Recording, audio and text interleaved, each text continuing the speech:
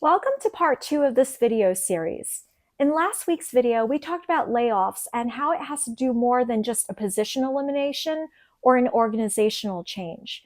If you missed it, I'll include the link in the description box below, so check it out when you have a moment. In this week's video, we're going to talk about the hidden signs that you may be getting laid off, how to read the writing on the wall. And we're not talking about a PIP, a performance improvement plan, because everyone knows once you're placed on a PIP, you're on your way out the door. Most people who get laid off were never warned directly for obvious reasons, but the signs were there. Once you know what to look for, you will no longer be blindsided. In today's video, I'm breaking down the subtle behind-the-scenes signals that show you're going to get laid off before that calendar invite hits your inbox. And be sure to stay tuned till the end, because we'll talk about how the layoff process unfolds, how that calendar invite shows up in your inbox, and what to do next. I've spent decades inside organizations working directly with leadership on layoff planning and decisions, long before employees ever knew they were ever at risk. And the first sign people miss are less responsibilities. Your workload starts getting distributed to your colleagues without any explanation. And at first, you feel a sense of relief because you're probably overwhelmed with work as it is. But then you're requested to cross-train others, and it's going to be positioned in a way where it appears that it benefits you. You may hear something like this: "We'd love for you to cross-train your team members so that you have backup coverage. When you take time off, you don't return to a pile of work. And while you're at it, you might as well document the steps so it's easier for your backup." Translation: they don't want to see you as a single point of failure. They want to continue to conduct business as usual once they exit you out. No disruptions. The next sign is that there's a spotlight on your projects and tasks. You used to have all the autonomy in the world and flexibility.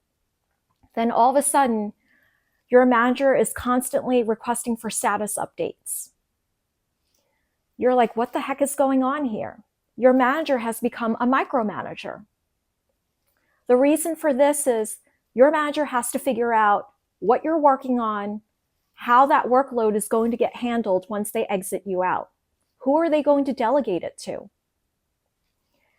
Next, you're excluded from planning discussions. Meetings that you were once involved with that require your input is no longer needed. You're brought in for execution only. Next, you have fewer meetings on your calendar. You receive less invites, and that includes your one-on-ones with your manager.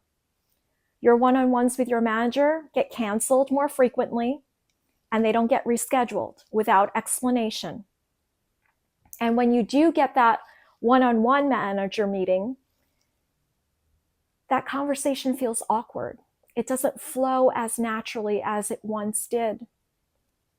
The feedback becomes general and vague. There's no clear direction or even discussions about future projects or deadlines. And when you do bring it up, it gets brushed to the side.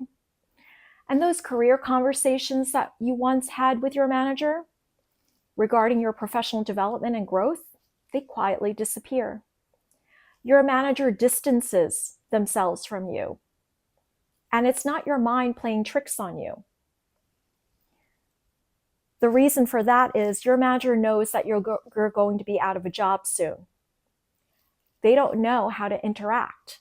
And even though they're advised to behave and conduct business as usual, they were never taught how. So what do? They disengage and distance themselves from you. The one piece of advice that I always give my clients, regardless of the situation, is to trust your intuition. When you get that gut instinct that something's going to happen, you feel something is coming and you may be impacted by it, trust it. Now that you know the signs that you're going to get laid off, what to do next? Before we continue, if you found these insights to be helpful, give it a thumbs up. And if you haven't already subscribed to the channel, do so if you're interested in learning more about how corporate actually works behind the scenes, because there's a lot more where this came from. So what to do next before that calendar invite hits your inbox? And we'll talk about how that calendar invite hits your inbox in a minute. But what to do next? What I'd like you to do is to remove any personal files, photos off your work laptop. And that may be a little difficult to do because most companies have their files encrypted, which basically means that once you download it, you can't read it. It's all jargon. But there is a workaround. And once you find that the files are encrypted, the workaround is a little antiquated, but you'll have the information. The workaround is to print a hard copy of it. I know, it's a little antiquated, but you can always scan it in to your laptop, your personal laptop, and at least you have the data there with you. You can also take a photo of it. I'm not talking about a screenshot because I don't want you to take a screenshot, and I'll tell you why in a minute. Take a photo of it with your camera phone.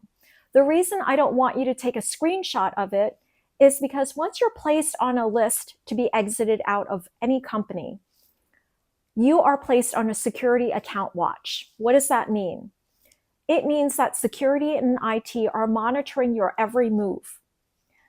It is monitoring your incoming, outgoing messages, whether it's through Outlook, Teams, Slack.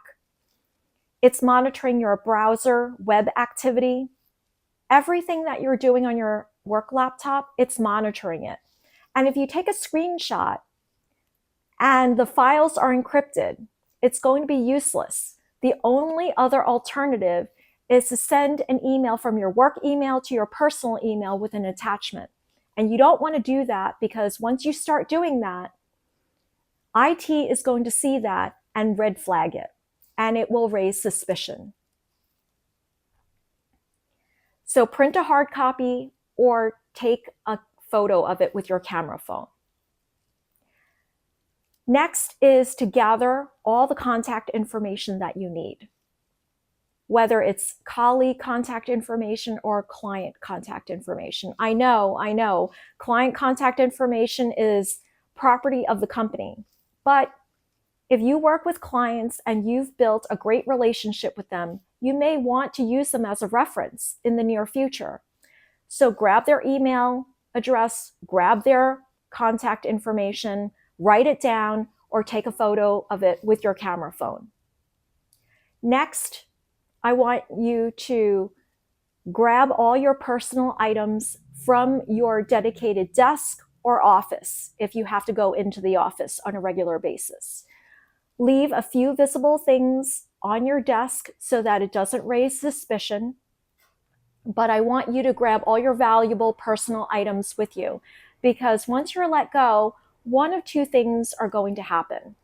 The company will either A, allow you to box up your personal belongings yourself with some oversight, and it's going to be an embarrassing moment as it is, so obviously you're going to want to make it quick.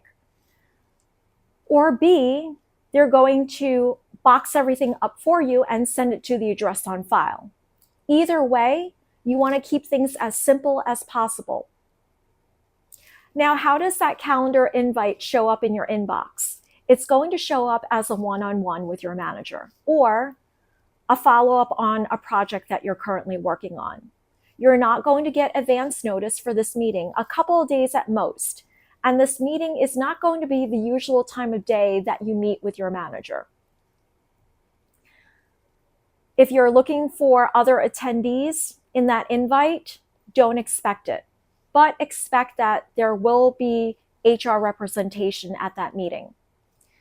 During the meeting, your manager will be the one that notifies you that you're no longer employed at the company. They will either drop off the call or leave the room if it's an in-person meeting. HR will go through the logistics of everything, such as COBRA coverage, severance package, next steps. And this is an emotional time. You may be in shock, frustrated, angry. Even though you saw the signs coming, these emotions are going to play out. I want you to take the high road and compose yourself, conduct yourself in a professional manner. I don't want you to cause a scene if you're in the office, because you don't want to burn any bridges and you're going to need this employer as a reference. So conduct yourself professionally and exit out gracefully. Once the meeting is complete, access will be completely disabled. And if you're curious on what to do next, I have a video that talks through handling and dealing with the emotions, severance negotiation, networking, LinkedIn profile, and resume optimization. And I'll include the link in the description box below. And I'd love to hear what surprised you or what you learned in this video. Leave it in the comments below. And if you have any questions, leave it there as well. I'll see you in the next video.